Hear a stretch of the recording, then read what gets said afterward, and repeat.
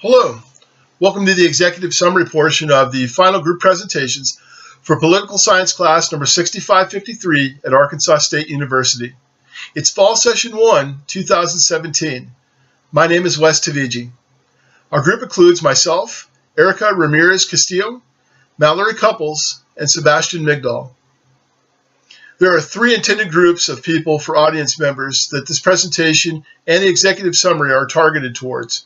They include public administration students, U.S. Department of Agriculture employees, and the public at large. Our presentation starts off with a little bit about the U.S. Department of Agriculture. The first portion of the presentation deals with what the U.S. Department of Agriculture is, what it does, and how it functions. The second part of our presentation deals with how the U.S. Department of Agriculture requests funds, receives funds, spends funds, and tracks what it spends. So without further ado, let's jump right in. I don't want to give away too much of the presentation, but I do want to talk a little bit about the Department of Agriculture. The U.S. Department of Agriculture is one of 15 departments within the executive branch of our federal government. Within the U.S. Department of Agriculture, there are 17 separate agencies. Now, in our presentation, we've only dealt with 3 of those 17 agencies. We feel that those 3 are the most diverse in terms of both missions and how they receive and spend their funding. The second portion of the U.S. Department of Agriculture presentation has to do with how the department receives, spends, requests money, and also how it tracks the spending of that funds. So to do that, I want to talk just a little bit about the budget flow through the department. And to do that, I've brought with me an empty box of paper here. This might be a common item that you would find in any office, and especially within any government office. Now, I happen to be a U.S. Department of Agriculture employee. I work for the U.S. Forest Service out of Region 1 in the Great Falls office in Great Falls, Montana. And one of the duties that I'm responsible for is ordering paper for our office. So I want to illustrate the budget process through the flow of paper. Typically, we use incremental justifications to request funding for certain things like paper. In our office, I know that we're going to go through about 40 cases of paper per year. And unless there's a huge variance in the amount of employees we have in the office or huge changes in policy, I can pretty much count on 40 cases of paper being needed for our office each year. So I submit that request along with all my other requests through the administrative officer. Eventually, they make their way up to the forest supervisor. That makes its way up to the regional forester, all the way up to the chief of the Forest Service, all the way from the chief up to the Secretary of Agriculture's office and budget office there.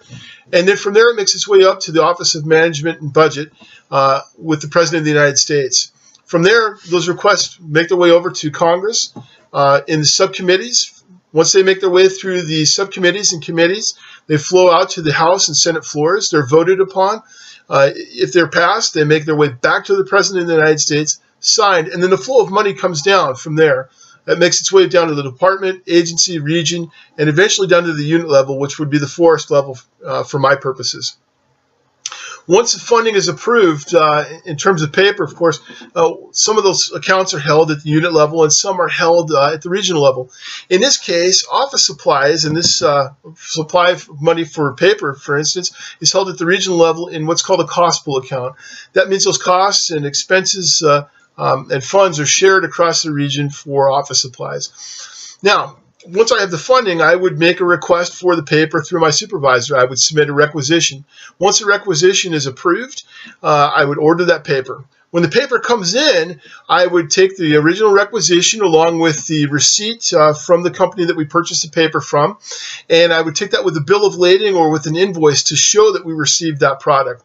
That again makes its way to the administrative officer, up to the forest level, up to the region, through the agency, up to the department, all the way up to the executive level, and then it's shared, of course, with the Government Accountability Office. That's how we track accountability, that they know that I've spent my money fiscally responsible in a fiscally responsible way for paper and not for something else. So that's just a little bit about the way that we request funds, the way we receive funds, the way that we spend funds, and the way that we track what was spent in the U.S. Department of Agriculture. Anyway, I hope that this has enlightened a few folks, and I hope that it encourages you to view our project and presentation. We hope to see you soon, and we hope that you enjoyed this executive summary. Thank you for attending.